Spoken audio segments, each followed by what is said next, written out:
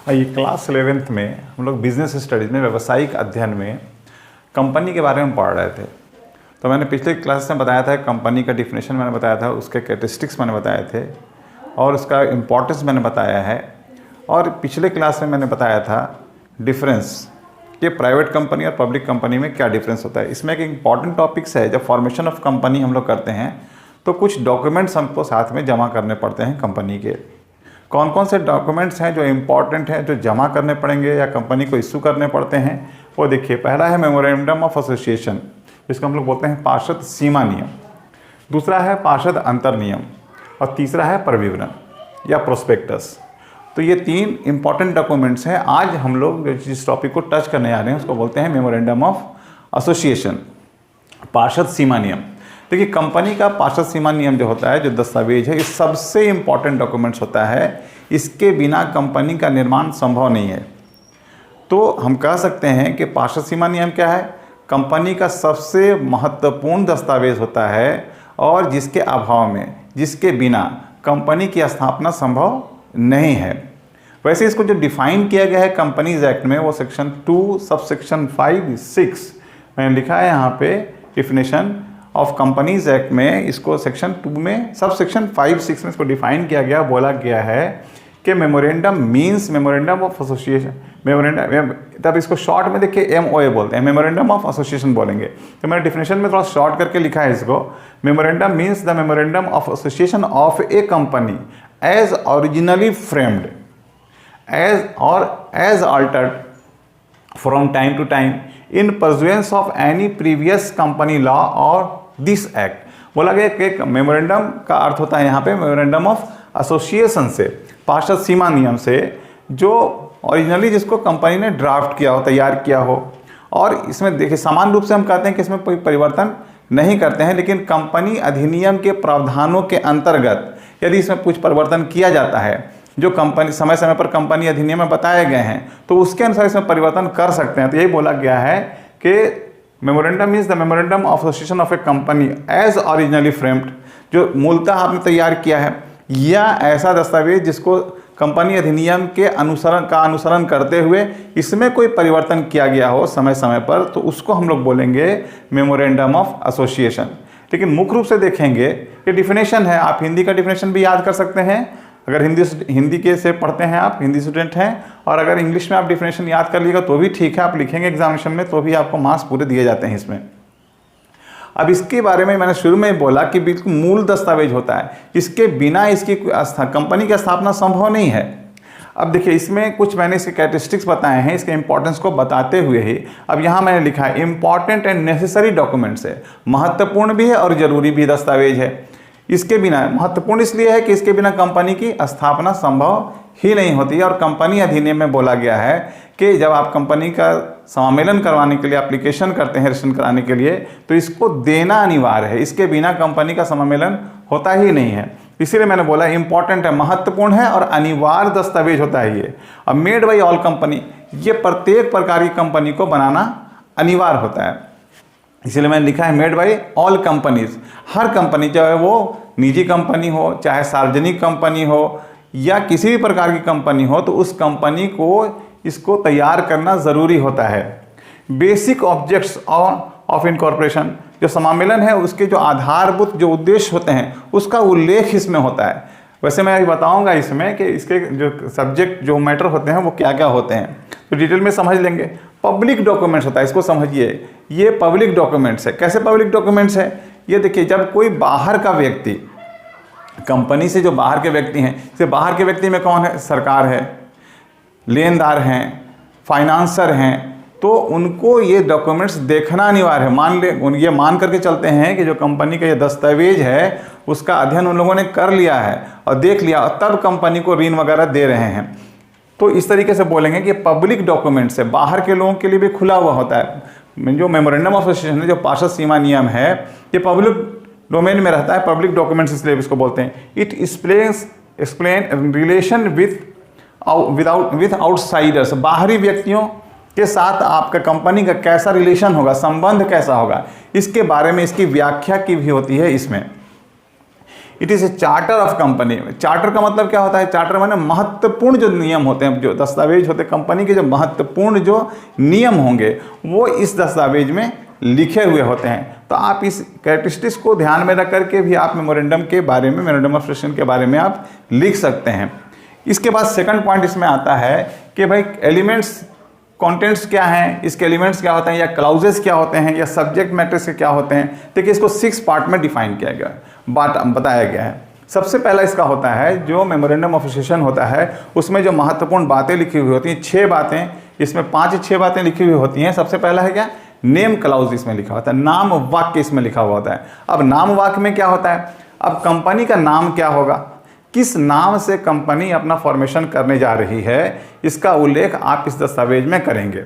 अब डिटेल में देखेंगे तो नाम वाक्य में कंपनी को जब रजिस्ट्रेशन कराना होता है तो इस दस्तावेज में कंपनी को 2-3 नाम डालने होते हैं। कि रजिस्ट्रार ऑफ कंपनी जो होता है उसमें से कोई नाम सिलेक्ट करता है जो आपको दिया जाएगा, अलॉट किया जाएगा कंपनी को। इसमें ऐसे नाम को नहीं लिखना चाहिए जो दूसरे कंपनी से मिलते जुलते हों, या ठीक वही नाम हो, या किसी को भ्रम उत्पन्न होता हो कि ऐसा नाम जिसे किसी दूसरे कंपनी का भी भ्रम होता हो, तो ऐसा नाम इसमें नहीं लिखा जाता है। बिल्कुल स्पष्ट अलग नाम होना चाहिए आपका, जो दूसरे कंपनी से आपकी कंपनी के अस्तित्व को अलग जो है अस्तित्व प्रदान करता हो। इसमें कुछ और भी चीज़ें हैं, जैसे नाम कुछ प्रतिबंधित होते हैं, तो ऐसे नामों को नहीं लिखना चाहिए। कंपनी अधिनियम में जो नेम क्लाउज होता है उसमें बताया गया है कि किन किन नामों को आप नहीं रख सकते, जैसे क्राउन है, क्वीन है, किंग है, एम्पेरर है, या ऐसा कोई नाम जिससे सरकार से आपका जुड़ाव स्पष्ट होता हो, संबंध मतलब वो बतलाता हो, तो ऐसे नामों को आपको यहाँ पर नहीं लिखना चाहिए। नेक्स्ट इसमें पॉइंट आता है रजिस्टर्ड ऑफिस क्लाउज, जिसको बोलते हैं स्थानवाद। कंपनी किन स्थानों पर काम करेगी? देखिए सामान्यतः जिस राज्य में मुख्यालय होता है उसका, कंपनी का, उस राज्य में ही आप आवेदन करते हैं रजिस्ट्रेशन के लिए। यानी जिस राज्य में आप आवेदन करते हैं उसी राज्य में नॉर्मली उसका स्थान होता है लिखा हुआ, मुख्यालय का नाम लिखा हुआ होता है, तो उसी राज्य में होगा। अब काम कहाँ पे, किस क्षेत्र में करेंगे, एक राज्य में करेंगे या एक से अधिक राज्यों में करेंगे, इसका भी उल्लेख आपको स्थान वाक्य में करना चाहिए। तो इस बात का स्पष्ट उसमें उल्लेख होना चाहिए कि कंपनी का कार्यक्षेत्र किन किन स्थानों पर होगा, तो उसका उल्लेख स्थान वाक्य में आपको करना चाहिए, या रजिस्टर्ड ऑफिस क्लाउज वगैरह में आपको करना चाहिए। रजिस्टर्ड ऑफिस तो आपको नॉर्मली उसी राज्य में होता है जिस राज्य में आपने आवेदन किया है। यदि आप बाद में परिवर्तन करते हैं, देखिए सामान्यतः बोला जाता है मेमोरेंडम ऑफ एसोसिएशन में अपरिवर्तनीय दस्तावेज होता है, प्रलेख होता है, इसमें समान रूप से कोई परिवर्तन नहीं करते हैं हम लोग, लेकिन परिवर्तन किया जा सकता है। मैंने डिफिनेशन में बताया है कि जो कंपनी अधिनियम का जो पालन करते हुए, कंपनी अधिनियम के नियमों का पालन करते हुए अब उसमें कुछ कुछ चीज़ों में परिवर्तन कर सकते हैं हम लोग आवश्यकता के अनुसार, लेकिन जो अधिनियम में बताए गए तरीके हैं उसके अनुसार परिवर्तन करना होगा, ना कि आप जब चाहें तब उसमें परिवर्तन कर लें। तो रजिस्टर्ड ऑफिस कहाँ होगा? जिस राज्य में आप आवेदन करते हैं उसी राज्य में मुख्य रूप से उसका मुख्यालय होता है। आप काम दूसरे राज्यों में कर सकते हैं, इसका भी उल्लेख आपको बताना पड़ेगा किन किन राज्यों में, किन किन क्षेत्रों में आप काम कर रहे होंगे। फिर ऑब्जेक्ट क्लाउज है, उद्देश्य वाक्य इसमें लिखा होता है कि कंपनी का उद्देश्य क्या होगा, कौन सा काम करेगी, या उन उद्देश्यों को पूरा करने के लिए और जो उससे सहायक कार्य होंगे कौन कौन से होंगे। स्पष्ट रूप से आपको मेमोरेंडम ऑफ एसोसिएशन में पार्षद सीमा नियम में स्पष्ट लिखना होगा, बतलाना होगा कि कंपनी का उद्देश्य क्या है। जैसे हम बोल रहे हैं कि किसी कंपनी ने अपना उद्देश्य बताया कि नहीं हमको मोटरसाइकिल का निर्माण करना है, तो मोटरसाइकिल का निर्माण करेगी। अब वो हवाई जहाज़ तो बनाएगी नहीं, तो आपको बताना पड़ेगा वहाँ पे कि आप किस उद्देश्य की स्थान के पूरा करने के लिए कंपनी का निर्माण कर रहे हैं। जैसे मोबाइल कंपनी, अगर किसी ने बताया कि नहीं हम मोबाइल का निर्माण करेंगे, तो मोबाइल का निर्माण करने का उसमें उद्देश्य स्पष्ट होना चाहिए। अब वो ऐसा नहीं है कि दूसरा काम करेगी, या उस उद्देश्य को पूरा करने का सहायक काम, उसका भी उसमें उल्लेख हो जाना चाहिए। जैसे मैंने आपको उदाहरण दिया पहला कि अगर मोटरसाइकिल बनाने का काम करती है वो, तो मोटरसाइकिल निर्माण से जुड़ा हुआ वो चीज़ बना सकती है, इंजन बनाएगी, टायर ट्यूब भी हो सकता है वो बनाए, तो उसका स्पष्ट बताना पड़ेगा कि टायर और ट्यूब भी हम खुद निर्माण करेंगे क्योंकि हमारे लिए आवश्यक होगा। अगर वो ऐसा नहीं करती है तो उस दूसरे काम को नहीं कर पाएगी। प्लस साथ में जिस उद्देश्य की स्थापना के लिए आपने वहाँ पे उस उद्देश्य का उल्लेख किया है मेमोरेंडम ऑफ एसोसिएशन में, उससे हट करके आप दूसरा काम नहीं करेंगे। जैसे मैंने बताया कि मोटरसाइकिल का, आप उसका हवाई जहाज़ का काम नहीं करेंगे, बस निर्माण का काम नहीं करेंगे, तो ये उद्देश्य का स्पष्ट उल्लेख होना चाहिए। इसी प्रकार से लायबिलिटी क्लाउज है, दायित्व। जैसा कि हम लोग जानते हैं कंपनी के जो सदस्य होते हैं उनके दायित्व सीमित होते हैं, अंशधारियों के जो दायित्व होते हैं वो सीमित होते हैं। अगर कोई कंपनी ऐसी है जो अंशों वाली नहीं है, वहाँ पे अगर किसी वहाँ पे उसके सदस्य ने गारंटी के द्वारा अगर कंपनी का निर्माण हुआ है, गारंटी दिया है कि भाई इतने हम रुपए तक का भुगतान करेंगे, तो वो भी स्पष्ट करना चाहिए कि उसका लायबिलिटी कितना होगा। तो स्पष्टता वहाँ पे उल्लेखित होना चाहिए कि अंशधारियों का दायित्व कितना है, किस सीमा तक उसका दायित्व होगा। और अगर गारंटी वाली कंपनी है तो जो गारंटर है वहाँ पे, जिन लोगों ने गारंटी दिया है, तो किस व्यक्ति का कितना वहाँ पे दायित्व होगा, किस सीमा तक होगा, उसका स्पष्ट उसमें उल्लेख होना चाहिए। और कैपिटल क्लॉज है, पूंजी वाक्य है। कैपिटल क्लॉज में स्पष्टता कंपनी को बताना चाहिए कि कंपनी की रजिस्टर्ड कैपिटल कितनी होगी।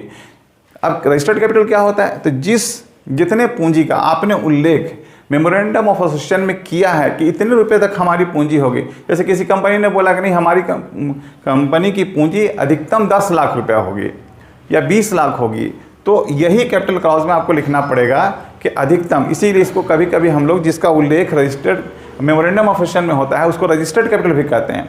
तो मेमोरेंडम ऑफ एसोसिएशन में आपको कंपनी के पूंजी का स्पष्ट उल्लेख होना चाहिए, अधिकतम कितनी होगी। फिर इसके बाद है कि किस रूप में होगी, समतांश कितने होंगे, इक्विटी शेयर्स कितने होंगे, प्रेफरेंस शेयर कितने होंगे, एक शेयर्स का वैल्यू कितना होगा, उसका भी स्पष्ट उल्लेख वहाँ पे करना चाहिए। इससे मैंने बताया आपको कि 10 लाख रुपया होगा। अब 10 लाख रुपया अगर 100 वाले शेयर्स में है, अब इसको डिवाइड करके देखेंगे, 10 लाख रुपए हैं और एक शेयर की कीमत 100 रुपया है, तो नंबर ऑफ शेयर्स आपके निकल जाएंगे, 2 0 काट दिए यहाँ पे, तो कितना हो जाएगा, 10,000 शेयर्स हो जाएंगे। तो 10,000 शेयर्स यहाँ पे आपको बताने पड़ेंगे कि कंपनी के शेयर्स की संख्या कितनी होगी, 10,000 होगी और एक शेयर्स का वैल्यू कितना होगा, 100 रुपया होगा। तो इस प्रकार बताना पड़ेगा। अगर इसमें किसी दूसरे प्रकार का भी शेयर है, प्रेफरेंस भी है, तो प्रेफरेंस का भी उल्लेख करना पड़ेगा कि प्रेफरेंस शेयर्स कितने होंगे, और संख्या कितनी होगी, एक अंश का वैल्यू कितना होगा, कितने परसेंट, यानी स्पष्टता आपको कैपिटल क्लॉज में उल्लेख पूंजी के बारे में करना होगा।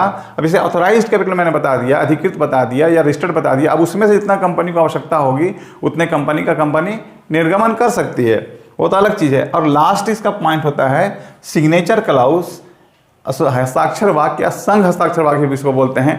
इसमें कंपनी के जो शेयर यहाँ पे जिन लोगों ने दस्तखत करके लास्ट में जो सदस्य होंगे शुरू में, उनको लिख करके देना पड़ता है कि हम सभी लोग as a association of person जो है वहाँ पे सब लोगों का साइन होगा। वो लोग लिख के देंगे कि इनमें से एक व्यक्तियों का संग हस्ताक्षर करते हैं। इस बात का हस्ताक्षर वहाँ पे देंगे कि हम लोग कंपनी की स्थापना के लिए सहमत हैं, और सहमति के पत्र के ऊपर वो अपना दस्तखत करेंगे कि भाई कौन कौन व्यक्ति कंपनी की स्थापना के लिए यहाँ पे सहमत हैं। तो सहमति पत्र या हस्ताक्षर वो जो करते हैं, इसीलिए यहाँ पे लास्ट में बोला जाता है हस्ताक्षर वाक्य। तो ये मुख्य तो 5 होते हैं और लास्ट में इसको बोला जाता है सिग्नेचर क्लाउज। वैसे मेनली आप देखेंगे तो 5 पॉइंट्स ही होते हैं लास्ट में, लेकिन अधिकांश किताबों में लिखा हुआ होता है कि भाई सिग्नेचर क्लाउज भी होता है। तो इसलिए मैंने बताया यहाँ पे कि ये 5+1 6 क्लाउजेस यहाँ पे होते हैं जो सब्जेक्ट मैटर हैं। और अक्सर ये क्वेश्चन पूछे भी जाते हैं कि what are the subject matter of memorandum of association, जो है पार्षद सीमा नियम की जो प्रमुख जो है बातों को लिखिए या उसके सब्जेक्ट मैटर को लिखिए। तो ये 5 और 6 पॉइंट आपको डालने पड़ेंगे यहाँ पर। सबसे पहला क्या है आप याद रख सकते हैं, पहला है नाम। नाम के बाद आप देखेंगे क्या, स्थान, जगह। जगह के बाद देखेंगे क्या, उद्देश्य। उद्देश्य के बाद क्या है, दायित्व। उसके बाद पूंजी, उसके बाद सिग्नेचर। तो इस प्रकार से आप याद भी कीजिए इसको, और किताब से भी इसको देख करके आप थोड़ा रीडिंग कीजिए, थोड़ा समझ में आएगा कि क्या क्या बातें इसमें लिखी हुई हैं। मैंने बहुत संक्षिप्त रूप में बताने की कोशिश किया है कि मेमोरेंडम ऑफ एसोसिएशन किसको कहते हैं, इसका डिफिनेशन क्या होता है, इसके मुख्य बातें क्या हैं, और इसके जो मेन सबसे इसमें पूछे जाते हैं जो सब्जेक्ट मैटर, वो 5 और 6 पॉइंट को मैंने यहाँ पर डील करने का कोशिश किया है। अंत में जैसा कि मैं रिक्वेस्ट करता हूँ आपसे कि अगर आपको अच्छे से समझ में आया होगा तो ठीक है, लाइक कीजिए, शेयर कीजिए, दूसरे बच्चों को भी बताइए ताकि वो इसका कुछ ना कुछ लाभ ले सकें। और अगर अभी तक चैनल सब्सक्राइब नहीं किया है तो सब्सक्राइब कीजिए ताकि जो वीडियो मैं आपके लिए तैयार करता हूँ आप तक आसानी से पहुँच सके। Thank you.